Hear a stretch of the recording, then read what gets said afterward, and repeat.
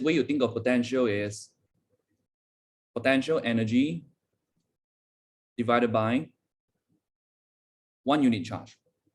Okay, if you look at gravitational potential, is the potential energy per unit mass. If it's electric potential, then it's potential energy per unit charge. This is electric potential energy instead of gravitational potential energy. Now, is it a vector or is it a scalar? Charge, is it a vector or scalar? Charge is a scalar and energy is also a scalar. So this is scalar, scalar, then this one is also scalar. So potential V, short as V, equals to PE over Q, and it is a scalar quantity. But for a scalar, for a vector, right, plus minus represent direction. For a scalar, plus and minus is not the direction. Later, when I do the example, when I show you the example, you will see negative potential and positive potential. They are not representing the direction. Okay, they are just negative value. Okay, now, so if I put it in layman terms, you can think of it like an indicator in the field. So what is potential? It is an indicator, okay, in the field that tells you how much potential energy 1 coulomb of charge has at that location. For example, if I put a location in an electric field, let's take 1 positive charge, and I put, okay, point A here. If I say that the potential at here is 10 volt, what does it mean? 10 volt is what? Joule per coulomb. So joule per coulomb is volt. If I say 10 volt, that means it is 10 joule per coulomb. This is nothing but an indicator. What does that mean? It means that if you put 1 coulomb of charge here, that is going to gain 10 joule of energy. If you put 2 coulomb of charge, that is going to gain 20 joule. 10 coulomb, then 100 joule. Okay, whatever, how much charge you put here, that it is going to gain certain amount of energy that you can calculate. You can think of it like when you go to the grocery store, right? You see the oranges. Okay, RM3, 3 ringgit per orange. This is the text shows that for every orange is 3 ringgit. So if you take 2, it's going to be 6 ringgit. So this is like the potential. Okay, it is the indicator. And if I go and buy 10 oranges, then I'm going to have to pay 30 ringgit. So the 30 ringgit is the potential energy. Okay, so this is the indicator, and then the 30 is the potential energy, depending on how many I buy. So same here, okay? So how much charge here, then it is going to gain something. So it is a fixed value at a fixed location. Okay, so different point in the field is going to have different potential, right? How do we get this value, by the way? The 10 volt. How do we get this? Okay, so far we know what is potential. It tells us how much energy if you put that many charge. But how do you get that value? How do you get this 10V? Okay, that way we create a definition. We create a definition that says to get this value, right, we actually want to calculate the work done if the charge is placed outside and then I move it here.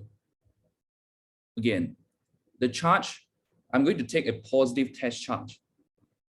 Positive test charge, I put it from the infinity where the field, it is outside the field. And then I slowly move it. I move it slowly from infinity to this point. The amount of work that I do is going to be the potential at that point. The amount of work that I do on the charge is going to have potential. So let's say the potential at A is 10 joule per coulomb, right? 10 volt. So assuming that there's 1 coulomb here, I move this 1 coulomb to point A, that takes me 10 joule. So when the charge reach point A, it's going to have 10 volt. And then the moment I release the charge, what happened? The moment I release the charge, it will repel, right? It will repel and come back here. This charge then come back here. Okay, again, how much energy it takes to come back here? Same, is also 10 volt. right? So that means potential at a point in the field, it is equal to what? Work done in bringing a test unit positive charge from infinity to that point. This is the definition of it. So when you're asked the definition, you need to give it this one. Not the first one, this one. Okay, so all these values, 10 volt, point A.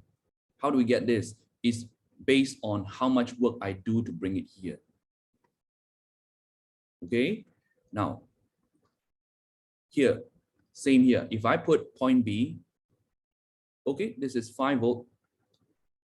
Potential at B is 5 volt. That means it takes 5 joule of energy per 1 coulomb to bring it to point B. Then I will call potential B is 5 volt. If it takes 100 joule to bring the charge to point C, 100 joule to bring 1 unit charge, then I will call this point C 100 volt. Okay, now you get the point. So work done in bringing a test unit positive charge from infinity to that point. Why infinity? Because that is what they choose. You can choose any point. I can choose like, I choose the middle point. Work done from the middle to A. I can also choose that. But based on what everybody agree is that they choose the infinity. Okay, the point I'm trying to make is it is arbitrary. That means it is something that not fixed, but people decided to choose that. Okay, you can choose here and you can choose anywhere, but everybody agree that they are going to choose this one. So based on what they choose, based on this definition, then they define potential like this. Okay, now, one thing that confuses people a lot is the work done. Sometimes it's positive, sometimes it's negative.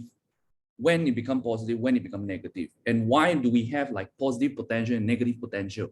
Okay, see, when I move the charge from outside to point A, what are the force acting on the charge? Imagine if I physically take it, I move it. Now I move it slowly. There's a reason why I move it slowly. Later I'll explain to you. Let's say I move this one slowly to point A.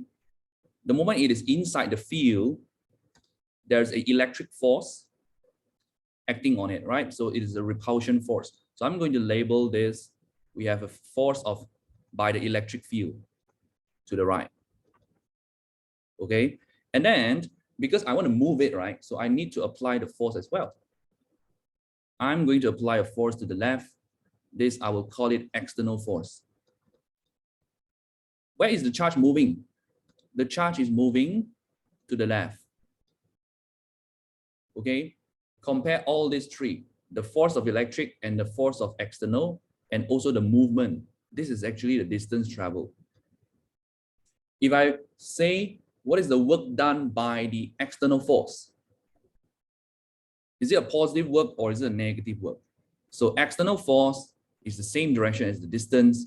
So the work done by external force is going to be a positive value because force and movement, same direction, then it's a positive. If I ask you, what is the work done by the electric field? There's a difference, huh? Work done by electric field, that is going to be a negative value because the force of the electric is pushing to the right, but the charge is moving to the left. Okay, so you get this positive, negative.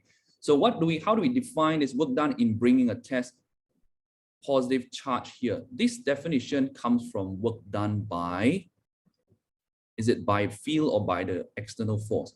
This is work done by external force. Okay, the complete sentence is work done by external force in bringing a test positive charge from infinity to that point. Okay, so if by external, then that means the work done is going to be a positive. So the potential is going to be positive because work done is potential. See, I have done 10 joule per coulomb to bring it from outside to A.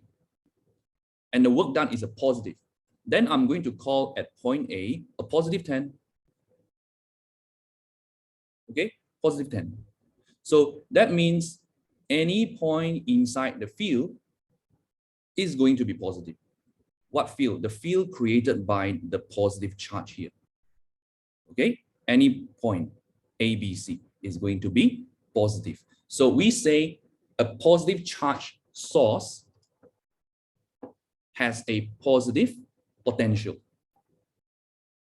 Okay, let me write this down.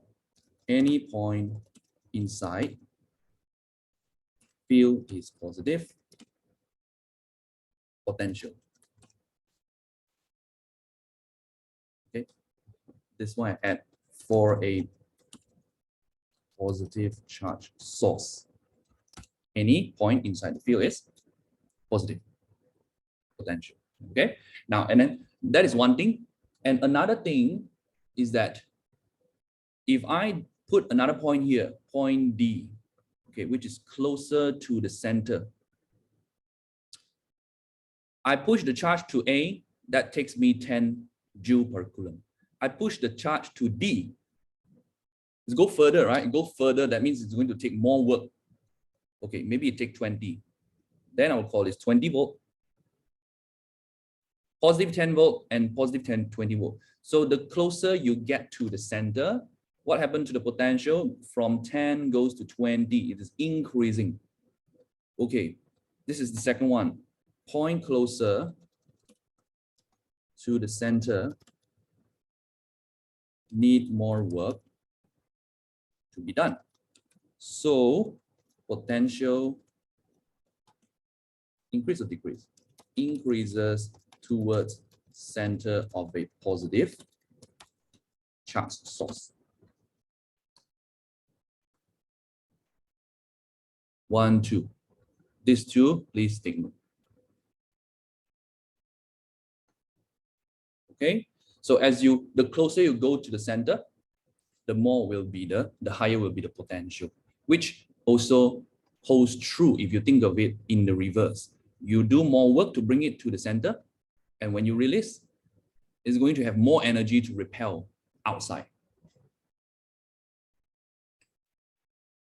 Okay, so that is for positive charge source. Now, what if when you have a negative charge source? Okay, let's see.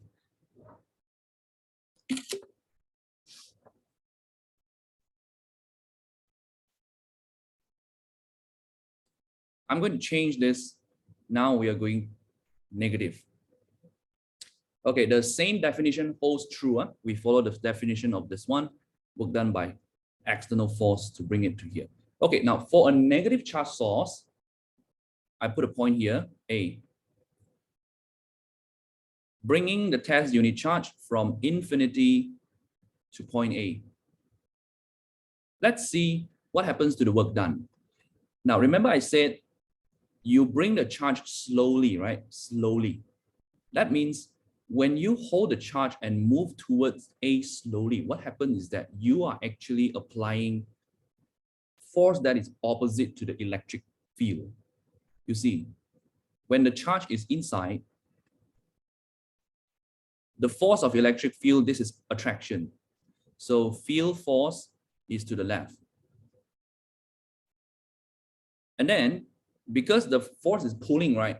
So in order to move it slowly, you actually need to pull it in the other direction, right? Because if you pushed it, then it's going to accelerate to the left. So if you want to move it slowly, then you are going to need to apply a force that is opposite to it. So I'm going to label this force here, this F external force. Okay, where is the charge moving? The charge is moving to the left distance. Okay, now if I say what is the work done by the external force? Work done by external force is going to be a negative because charge is moving here, your force is opposite.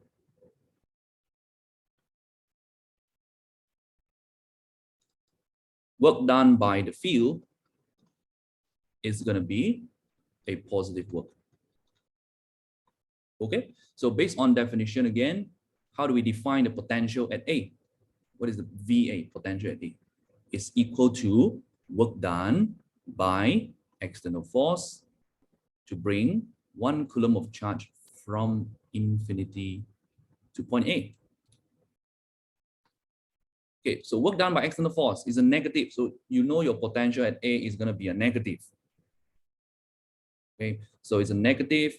So if it takes here 10 joule per 1 coulomb, 10 joule to bring it here, then I will call this minus 10 joule per coulomb, which is also minus 10 volt. That is the VA. Okay, so what do we know? What do we know about this? Is that we can say the potential in a negative source field, negative source charge, the potential is going to be a negative potential. Okay, any point inside the field has negative potential. So negative does not mean the direction, okay? Because potential is a scalar. Right, that's the first one. And then also we look at how does the magnitude changes. I move the charge to point A, it's negative 10. Huh? So if I move the charge to, let's say, closer, point C, okay, it takes 20 joule per coulomb. It's a minus 20. So from A to C, you go from minus 10 to minus 20 here, from A to C. You go from what? Minus 10 volt to minus 20 volt. Is this increasing or is this decreasing? Some will say increase, some will say decrease. If you look at these two values mathematically, which one is higher? Minus 10 is greater than minus 20, because minus 20 down here, this minus 10 is closer to 0. Okay, because the potential is a scalar, so I will say minus 10 is bigger than minus 20. In the vector force, if I compare two forces, one is minus 30, sorry, minus 10, F1, F2 is minus 20. Which one is bigger? You would say F2 is bigger. Why F2? Numerically is bigger, the minus showing the direction, because this is vector. So in this case, F2 will be bigger than F1. But we are looking at a scalar quantity, so minus 10 is bigger than minus 20.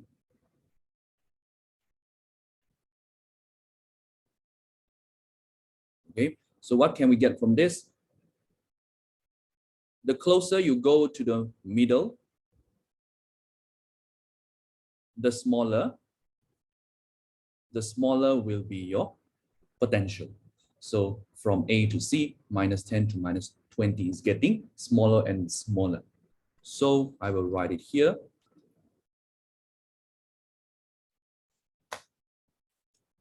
Potential decreases, moving towards center of the source. These two things are the one that you need to remember. Same with the positive charge. What happened to the magnitude as you move close to it or away from it, and then also the sign of it. Okay, so this one is like the gravitational field. Behave like a gravitational field. Gravitational field, let's say this is the Earth. You go up, what happened to your potential? Your potential increases, right? You do the mgh thing, PE equals to mgh. The higher is the height, the higher will be your potential. And then the closer you are to the surface of the Earth, the smaller is your potential. And we take the ground as 0. This is the gravitational field. So it's the same as the negative charge source. Okay, that means if you have a negative charge, you go further out, your potential increases. And the closer you go to the center, your potential decreases. Why they are the same, these two? Because they are both attraction. You put a positive here, attraction. This is positive, negative, same as the gravity. For the previous example, you are talking about repulsion, so repulsive, like this, in a field like this.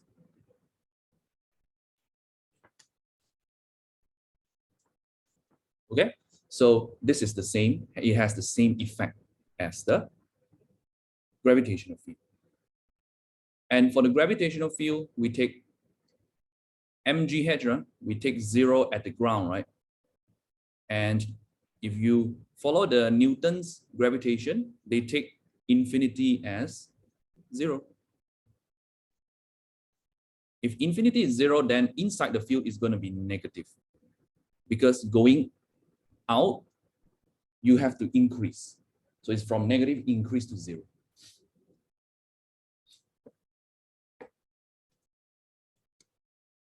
Right. Now let's summarize a bit the compare between these two.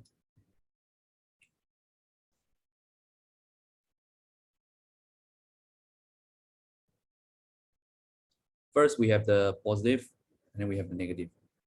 Now I'm going to draw the field. Positive, the electric field outward. The way you remember is like this, very simple. Imagine you have a positive source. I put a positive charge here. It's going to repel. This is the natural motion. Whenever the charge goes natural motion, the potential energy is going to drop. Not only the potential energy, the potential also drops whenever it goes natural motion. Okay, so for a positive source, when it goes out, the potential drop. Not only the potential drop, what else do we know? This is inside the field is going to have positive potential. Okay, based on what? Why is it positive? Based on the definition of potential is the work done by external force. That's how we get the positive. And also 0 at infinity. What about the negative? The negative inward, field is inward. I put a test charge. What is the natural motion? Natural motion is going to be attraction. Again, natural motion. So whenever it goes natural motion, the PE drops. Not only the PE drops, the potential also drops. So when moving towards, the potential drops. Not only you know it's dropping, but you also know that it's a negative potential. Okay, so it's kind of like negative 20. You start here, 0, negative 20, negative 30, negative 50, negative 100. Okay, value is dropping but negative. Same similarities with the positive one, also 0 at infinity.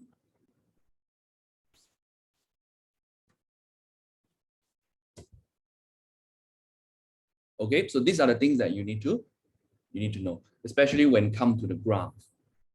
How do you draw the graph? All that. How do we draw the graph of this potential? Okay, let's try now. A graph of potential against R.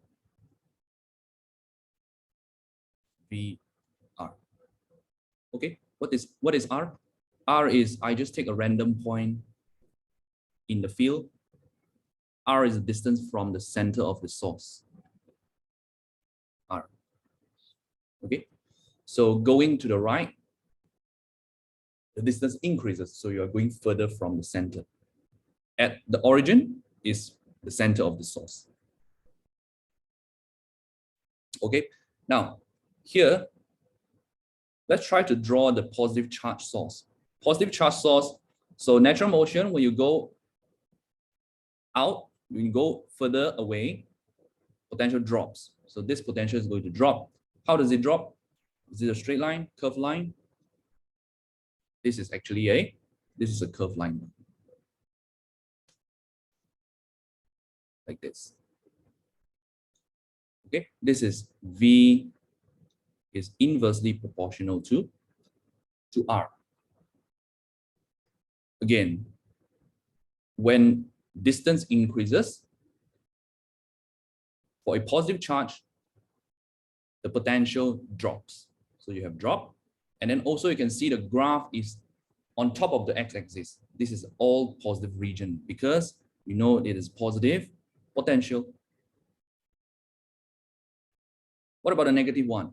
Now you can already expect this graph is going to be down here because you are talking about negative potential over here.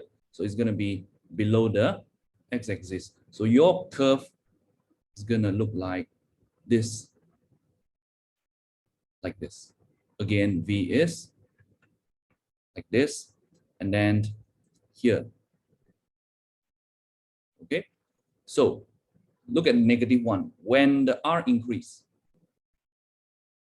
when you go further, negative 50, negative 30, negative 20, 0, your potential increases. Okay, negative 50, 30, 20, 0. Here, negative 50, 20, 30. So this is increases as the R increases. Okay, so now you know how to draw the graph for the 2-point source. This is for negative charge source. We are talking about point source. From just now until here, we are still talking about point source. This is a positive charge source.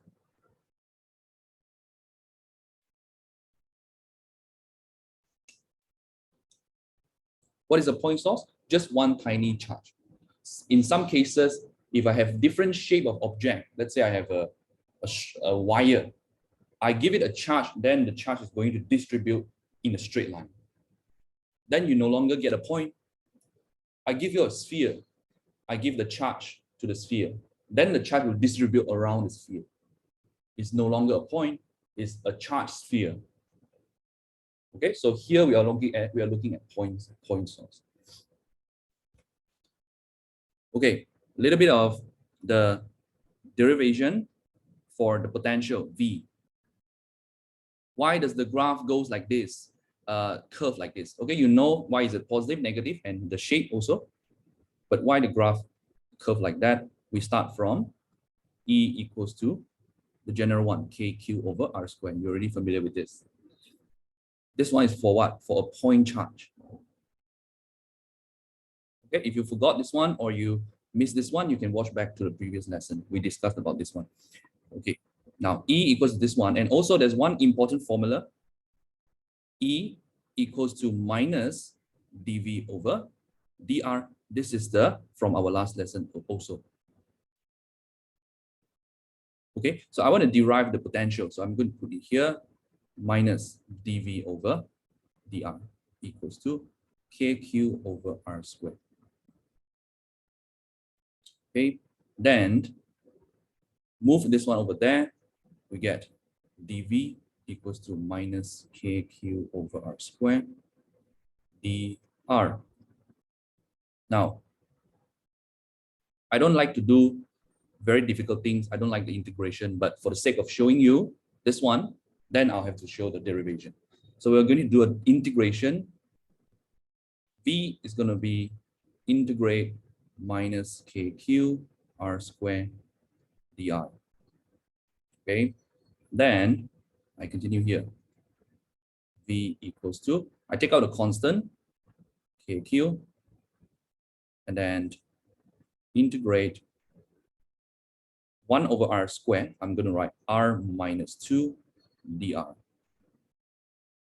Okay, so here V equals minus KQ plus 1 minus 1 minus 1 like this. Okay. Now, this minus cancel with this one. This minus cancel with this one. So we get V equals to KQ. R minus 1 is 1 over R. So this I can write it as KQ over R. Now we get this KQ over. This is the formula for electric potential. It depends on what? Depends on Q, constant, and also the R. So you can see here V is inversely proportional to R. That's why you have the graph like this. If you compare to our electric field strength equation, this one got a square here. This is the inverse square law. How does it appear different from the electric field strength? What is the difference between these two graphically? This one you have a square, so the curve is going to have a steeper gradient. So if I were to draw the field strength, put it side by side, you will see that this is the graph like that. Okay, the green one will be the electric field strength, and the blue one will be the electric potential. The green one is V R squared. Here it started very steep compared to the blue one. Okay, and then here also flatten out, same as that one. But overall, it is steeper than the blue one.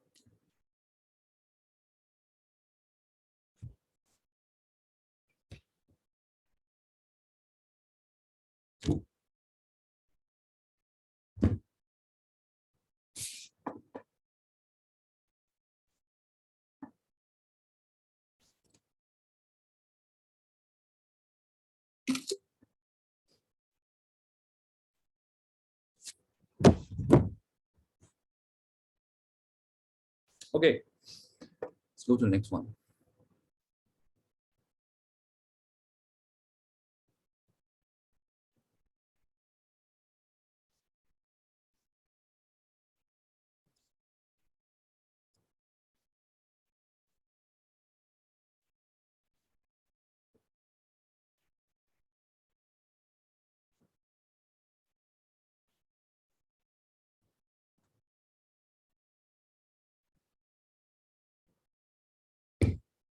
Now consider I put 3 points in the field. This is outside. This one we'll call it an infinity. And then we put point A, point B. I move the charge from C to B. The work done 60 joule per coulomb. Okay, assuming I move 1 coulomb of charge. So I take 60 joule of work to move it to B. So I'm going to call this B, potential of 60 volt. Is it positive? Negative? It's a positive, huh? So we have a positive source charge. And then I move the same charge. This one I move it further to A. And it's going to take more work. It says 100 joule per coulomb. Then I will call this plus 100 volt.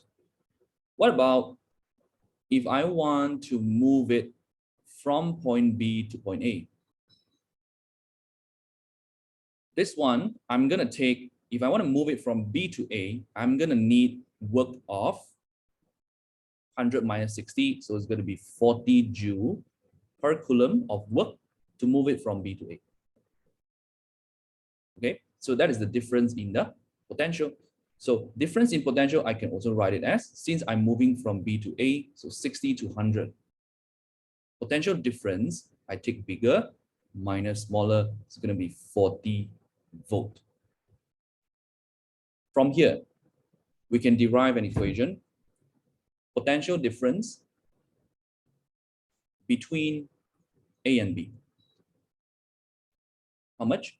100 volt minus 60 volt. 40 volt. And also work done to move from B to A, or I can do the opposite, A to B. Numerically, how much? If I do not want to care about the sign, okay, because when I move from B to A, okay, you can say it's a positive. I move it from A to B, you can say it's a negative, but I don't want to care about the sign yet. I only want to care about the numerical value, the magnitude, okay? So the work, whether it be going from here to here or the other way around, is still 40. Okay, it's still 40. So 40 joule per coulomb. Now, here, work done is going to be equal to the potential difference. So here I can write an equation. So potential difference, I would write instead of V, I will write the change in the V, which is the 40. The 40 is the change. Is going to be equal to my work done per coulomb. So W per Q. Change in V equals W per Q. Here I get this one. Okay, so this one, we only care about the magnitude. I only want to see the change. Okay, when you solve the questions, sometimes they will give positive, negative. If you put, let's say you move from B to A, it's a positive work. So we put in the equation, you get a positive change. If you move from A to B, it's a negative work. You put in the equation, you get a negative potential. What does the negative mean? The negative potential, it just means that the potential decreases when you move from A to B. I repeat, when you put this negative inside and you get a negative change in V, this just mean that when you move from A to B, your potential goes on decreasing. Okay, so it's kind of like you move away, the potential is decreasing. That is when you put the sign in. But we don't want to put the sign in, we just put the value because we already know that when it moves out, it decreases. Okay, I already know. So all I need to do is I just calculate the value. Okay, for example, let's say I put E here and D. D is 100 volt. Okay, the work done to move a charge of 2 coulomb from D to E. Let's say we have 2 coulomb of charge and I move this from D to E. The work done is equal to 50 joule. 50 joule. Okay, so work done, W, 50 joule, and then Q, 2 coulomb of charge, and then I calculate. Do I worry about the sign? No, I just take the value in. 50 divided by 2, it's going to be 25 volt. So the potential difference is 25. Is it increase or decrease? Then I just look at the sign here. Okay, positive. So when I move away, my work done, what happened? It is a decrease because this is natural motion. Natural motion. So the PE go on decreasing. The PE go on decreasing. Oh, sorry. The V go on decreasing. Okay, so I know VE is going to be less than VD. The difference is 25. So I'm going to minus 25. 75 volt.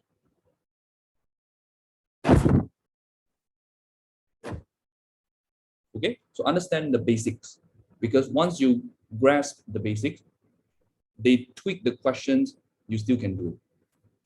Okay, if you just go and memorize the formula, when they change the question, then we don't know where to start. Okay, how to apply the formula. Okay, now you see this formula.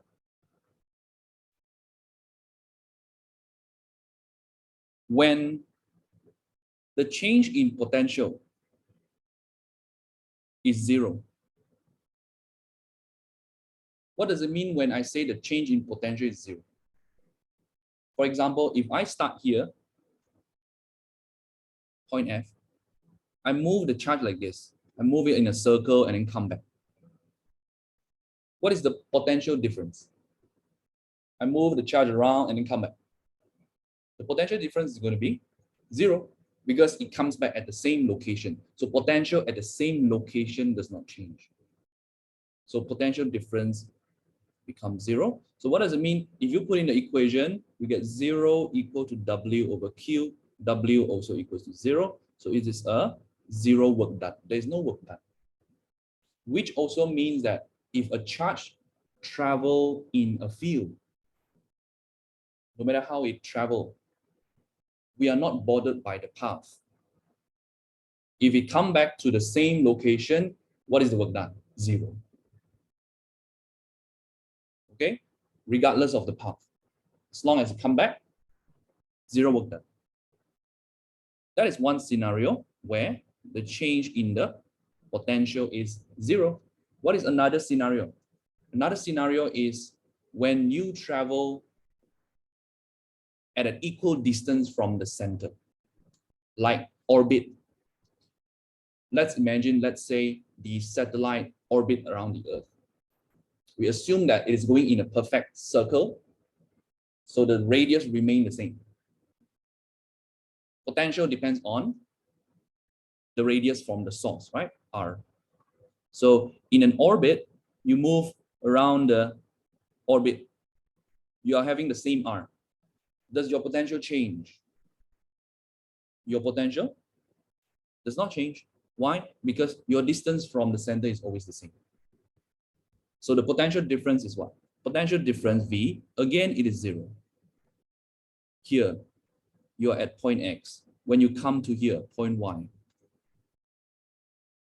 on the orbit here, you are also same distance from the center. So what is the change in the potential? Vx minus Vy, you are on the same distance, okay? So your change in potential is 0. So if your change in potential is 0, what is the work done? Work done is 0. So when the Earth orbit around the sun, is the sun doing any work on the Earth? No, 0 work done. When the satellite orbit the Earth, what is the work done? There's no work done, 0 work done, because there's no potential difference. Okay, so this one, when something moves constantly in the orbit, okay, you can imagine the orbit, or you can imagine like a sphere. Every point on the orbit, they have the same potential, right? Every point on the orbit, they have the same potential. So we will call this surface equipotential. Equal potential, okay, equal potential, because they are same radius from the center. Now you can think of this like 3D. Okay, 3D. So you have a center, the sphere. You can think of it like a sphere, and then you put another sphere outside of it. Another sphere outside of it. This sphere, the larger sphere, connects all the points that is same distance with the center. Okay, you can imagine that. So the sphere joins, it connects all the dots that is having the same R from the center. So you get a sphere. Any point on the sphere, they have the same potential. On top of this sphere, you have a larger one, the outer one. You go further and further, you have this. All this sphere, we call it equipotential surface. It is a surface because it's 3D, right? It is a equipotential. You move along the surface here. Does your potential change? You move along the surface, your potential difference remain as 0. Are you doing any work? You are not doing any work. Okay? When you put the object outside the field, here, outside the field, here, outside the field, is there any potential? There's no potential outside the field. So you move the object here, requires no work to be done to move the object. Okay, when an object is outside the field, it requires no work. I move it here, I don't require any work because there's no potential. Work is only done to move an object when it is in a field.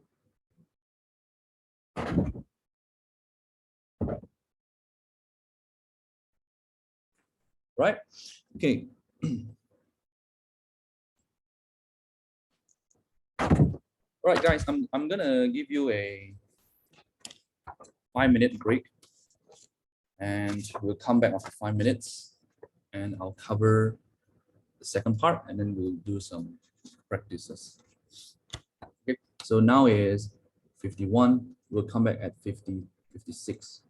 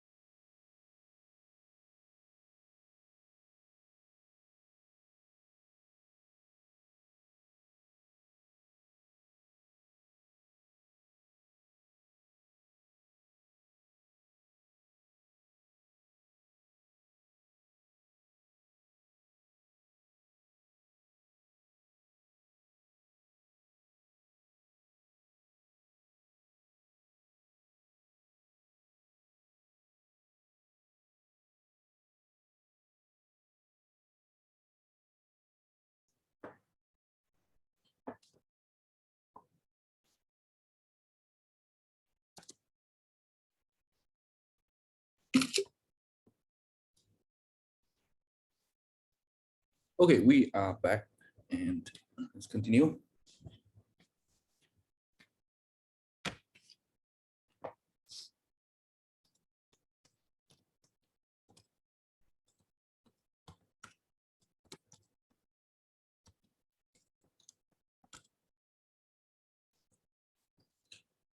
Okay, here we will look at potential due to a charged shell or a hollow sphere.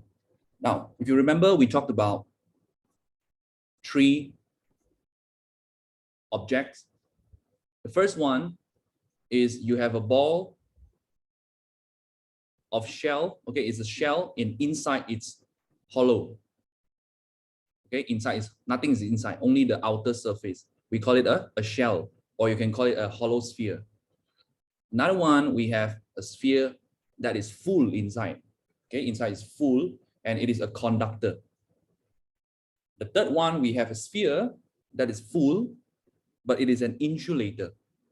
The difference between the sphere of the conductor and the insulator is that for a conductor, the charge can flow. Okay, they can distribute themselves. They can move freely. But for the insulator, they are stuck. It's like when one cloud collides with another cloud, the charge inside, they cannot go anywhere. They just stuck inside in the middle. Okay, so there are charges in the middle. Now we are only going to look at the two, which is the sphere, hollow sphere, or you can imagine that if you have a full sphere, that is a conductor. Okay, these two situations are the same. Why? Because the full sphere of a conductor, if you give it a positive charge, then all this positive charge, they will repel, right? They repel and then they go to the edge of the sphere. They go to the edge of the sphere, which is over here. And you see the same result if you were to use a hollow sphere. You give it, then it only distribute in the surface, or rather volume, because it's 3D. Okay, the volume, they distribute over the volume. All right, so we have a hollow sphere, and we are no longer talking about point charge. Okay, previously we talked about point charge. This is a charge of a sphere. Now we are going to look at three locations. Outside the sphere, I would just call this point A. At the surface of the sphere, call this point B. And anywhere inside the sphere, I would just call it point C. That is the center here. We are going to look at the potential at these 3 points. Now let's start with at point A. At point A, if you remember from our electric field strength lesson, we talk about inside the sphere, the electric field all cancel out. So E is 0 inside the sphere. And outside the sphere behaves like as if it was a point charge. So that means if you look at the potential outside at A, this full sphere, it behaves like a point. So if it behaves like a point charge, then we can apply the point potential for a point formula, which is the one that we derived earlier. V equals to KQ over R. Okay, so at point A, the potential can be found by KQ over R. This formula is applicable outside the sphere. Now, this is a positive charge sphere, right? So if you slowly move from A to B, what happened to our potential? Here, the potential goes on, increases. Okay, this one is a positive charge. So if it's a negative, then it decreases. So potential goes on, increases. That means from A to B, B is going to be greater than VA. At point B, after it has increased to a certain value, and then we start to go inside the sphere. Inside the sphere, what happened? You know that E is 0. And from our formula, E equals to minus dV over dr. Again, this formula is very important. You see it asks you again and again. All right, so at point C, I'm going to write here at C, or anywhere in the sphere, the electric field is 0. So that means from our formula, the dV is going to be 0. Okay, this one becomes 0. You move it here, this whole thing becomes 0. dV is 0. Now, again, what does it mean by dV is 0? This is the change. Remember, the change in the potential is 0. If the change is 0, that means you go from C to whichever point. Okay, you go from C to D. There's no change in the potential. What does it mean? That means the potential is the same. VC is the same as VD. There's no change. From here, 10, you go here, 10, change is 0. So anywhere you go inside the field, it's going to be constant. So I will write here, V will be a constant value. What is constant? Potential is constant. All right. That is what happened inside the sphere, anywhere inside. And what happened outside? Outside, it behaves like a point charge. This is at point A, or anywhere outside. And also we know that from point A to B, or you say to the surface, the potential goes on, increases. Gather all these three informations, then we show it on a graph. The potential distance graph of a charged sphere here. How would it look like? R here in the middle is the center of the charge. I start here, I go left side. Okay, 1, 2, same potential, same potential, same potential, same potential, same potential until the surface. Okay, starting here, same potential, same potential, same potential until the surface. I'm going to call this radius R. This surface is having radius R. Okay, then make a line like this. Now, just outside the surface, here at B, this is the maximum value, right? Because the further you go, it decreases. So B is going to be maximum. Maximum value of potential is at the surface. At the surface.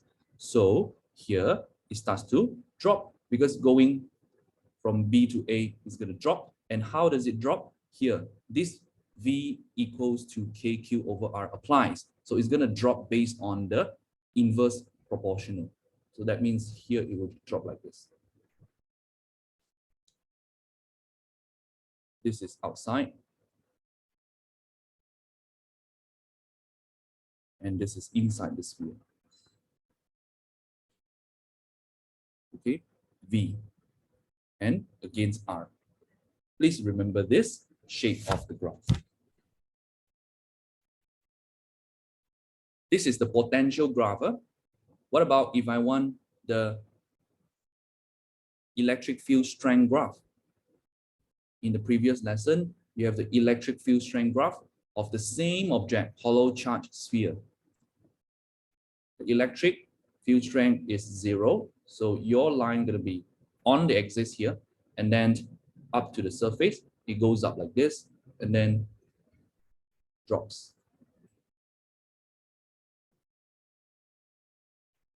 Okay, like this. Formula E equals to KQ over R squared. Like this. Inside E is 0, so here is 0. This is the V graph. This is the E graph.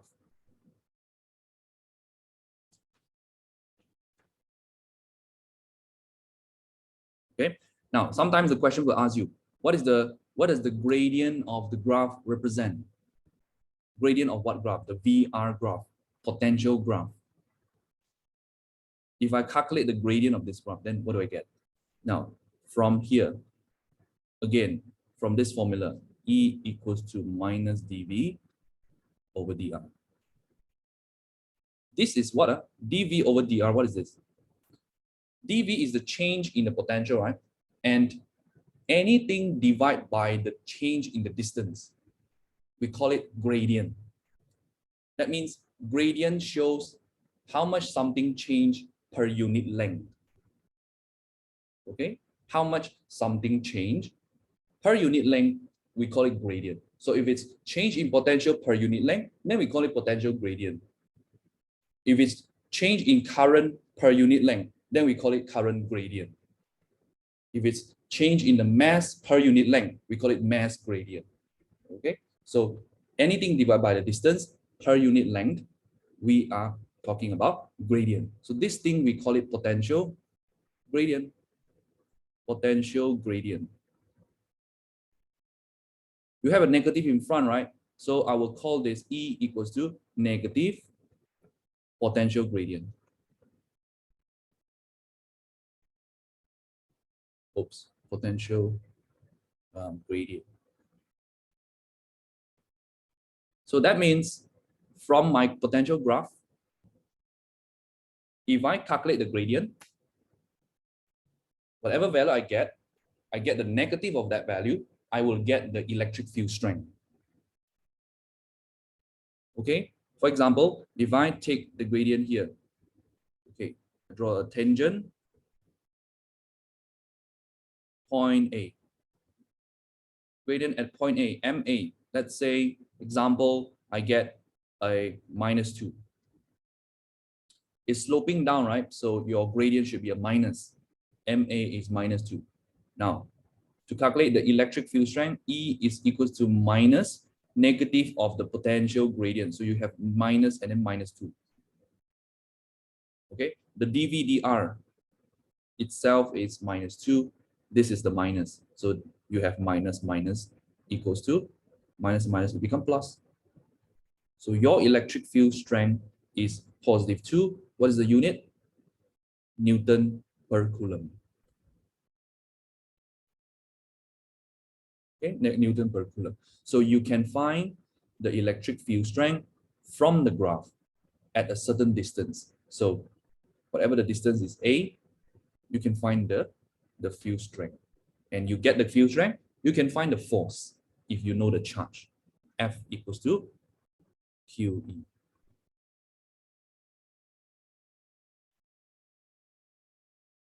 Okay, and then you see your electric field strength is a positive. What does it mean if your electric field strength is a positive? You see, as the R increases, this R, that means you go to the right of the graph. The R is a positive value. So you go away from the charge, the E is a positive value. That means this is a positive charge because the electric field strength is a vector, E like that. That means the further away I go, the E remain as a positive because this field is pointing outward. That's why you get a +2. Okay, I repeat. Right? So here I put a point. Point A is here. Certain distance R from the center. This one here, right? And then I put the point A in. I got the E as +2. So +2 means the field is pointing outward like this. So I know based on this one, this is a positive charge.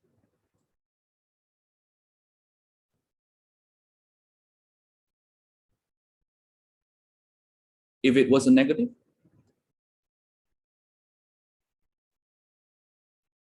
right? Let's say I change this.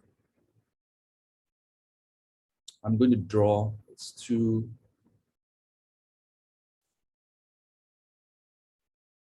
this one here.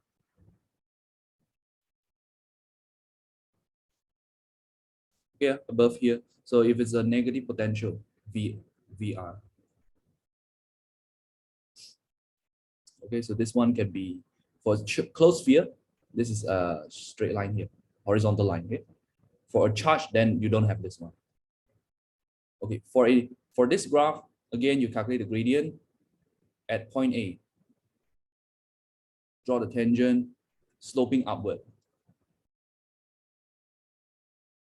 gradient equals to sloping upward, so it's a positive. Okay, positive 2. What is the electric field strength? E equals to minus positive 2. Why minus? Negative potential gradient. Okay, so E, you get minus 2. Minus 2, what does it mean? The field is opposite direction. So that will be inward. The field is inward. So for this graph, the field is inward. What charge is that? That is a negative charge, like that. Okay, that means you are at A, position A, certain distance from the middle. And then your electric field strength is minus. So at point A, your electric field strength is inward here. So it's a negative charge. Okay, what is the point? The point of this is this one. The gradient of the graph is a negative potential gradient. And you will be asked again and again, find the electric field strength from the potential graph.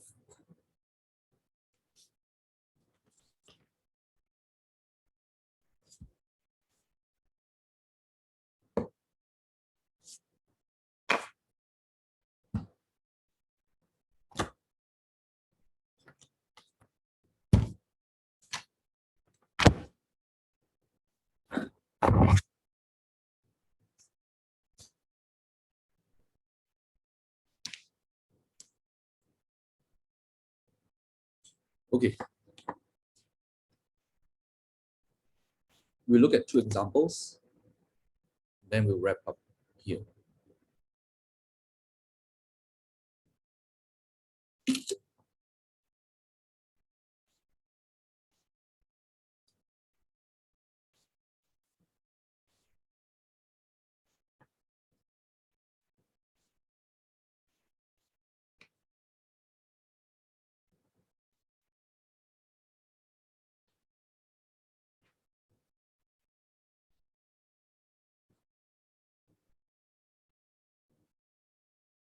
Let me zoom in a little bit.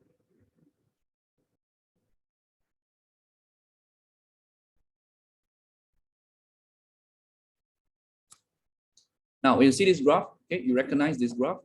This is the graph of a what? Here, charged metal sphere is a conductor metal sphere. It's isolated in space. Why isolated in space? So that the permittivity epsilon naught, okay, is how much? I forgot, 8 point something, is it? Okay, so that means the K value is 9 point. We can use the K value as 9 times 10 power of 9. Okay, so mostly of the example they say in isolated in space. So the medium is vacuum. Okay, measurement of the electric potential are made for different distances from the center of the sphere. Okay, what graph is this? Potential against distance. So using figure 1 to determine the electric field strength at a point where x equals to 4. Okay, then we draw a line at the point number 4. Okay, we take this point and this point. Okay, I just do a estimate here to here. Right? So what is this? 2.1234. 2.4. This one is 1.1.2. Okay, change in the y. 2.4 minus 1.2. 1.1.2. Change in the x. This one. 5.6. 2.6. Okay, so change in the x. 5.6 minus 2.6 equals to 3.0. Okay, so don't forget the unit. This one is times 10 power of 3 V, and this one is cm. So we want to change it times 10 minus 2. Then we divide it. Radian equals to 1.2 times 10 power of 3 3 times 10 minus 2.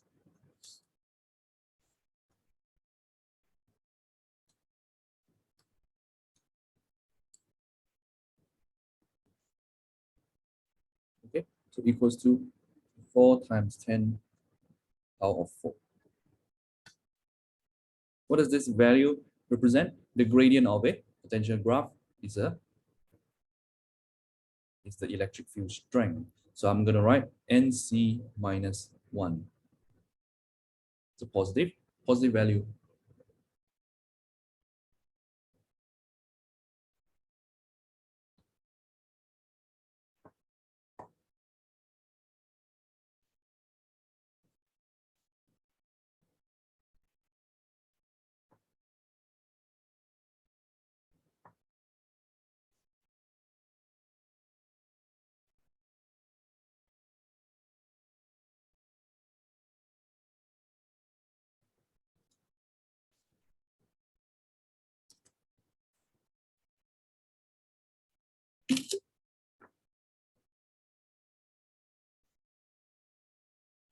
Okay, B.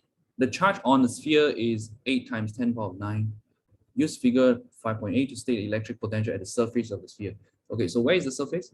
Surface is when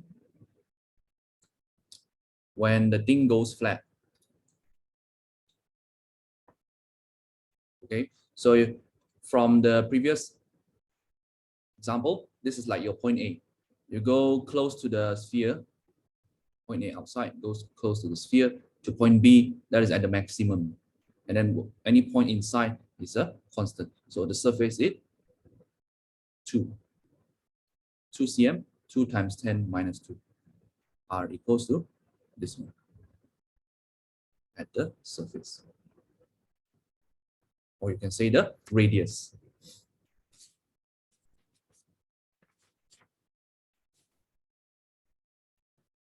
Okay, next one.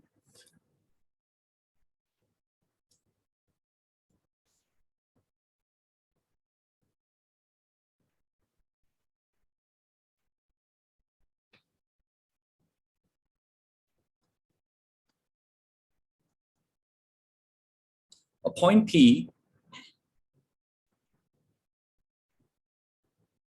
lies on the line joining the centers of two spheres and is a distance x from the sphere of surface A.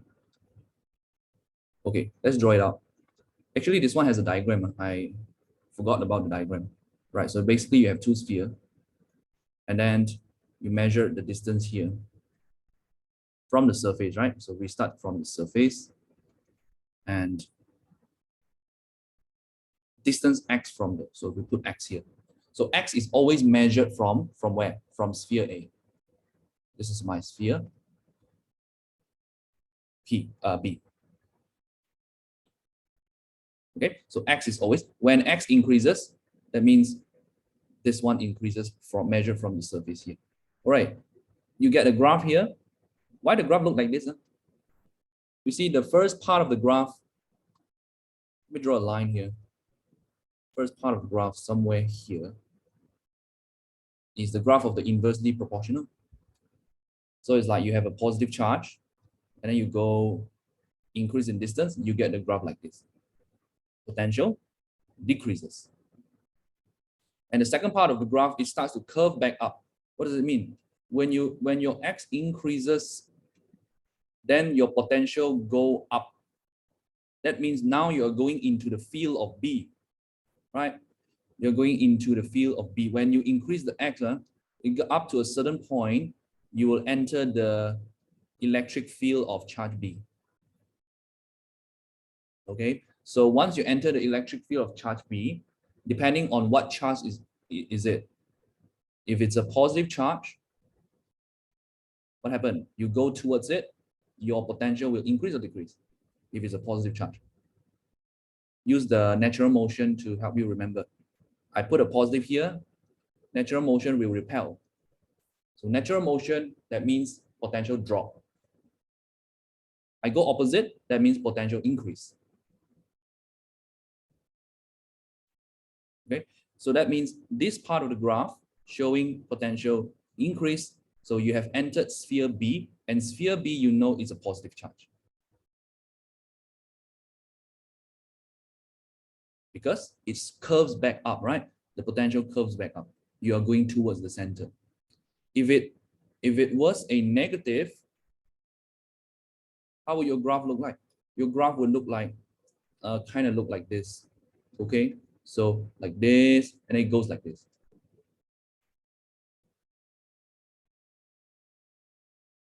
Okay? You will see it when you do the exercise later. Right. And somewhere in the middle, the potential is the lowest, right? Somewhere here, potential is the lowest. Okay, number one, state how the magnitude of electric field strength at any point P may be determined from the graph. Okay, very easy. You just find the gradient of tangent, to find the electric field strength. Without any calculation, describe the force acting on a positively charged particle placed at point P for values of x from 0 to 10. Okay, that means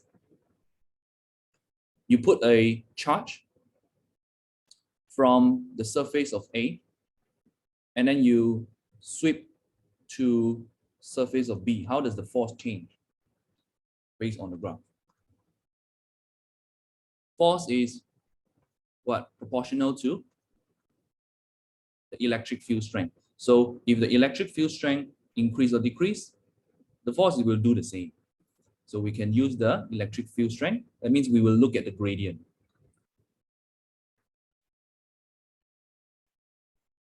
Okay, so remember, electric field strength is the negative of the gradient. Negative of the gradient. Okay, what happened from 0 to here? From here to here, the gradient is getting flatter and flatter.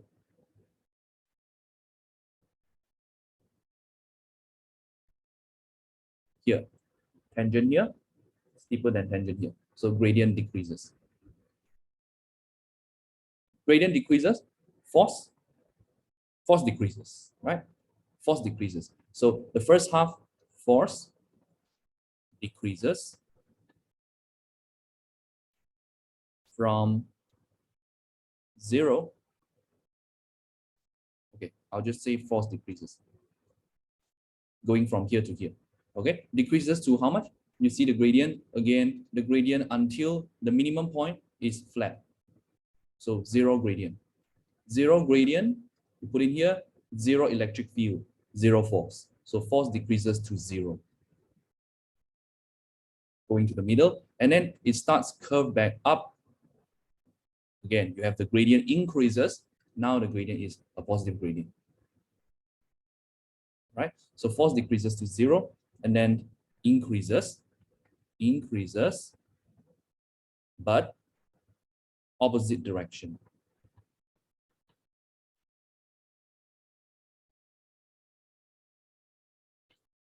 Okay, opposite direction, because the electric field at the first half, okay, is a positive, and the electric field, the second half, will be a negative. So you know the field now opposite.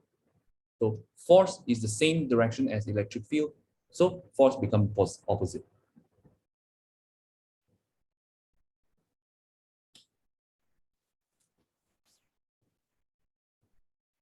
Yeah, then increases, but opposite.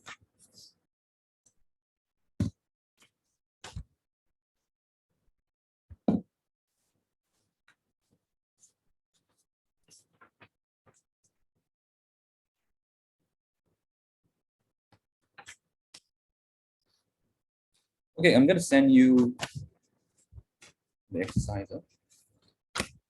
Still have, how long do we still have? We still have half an hour. So any questions when you do the exercise, you can let me know in the chat.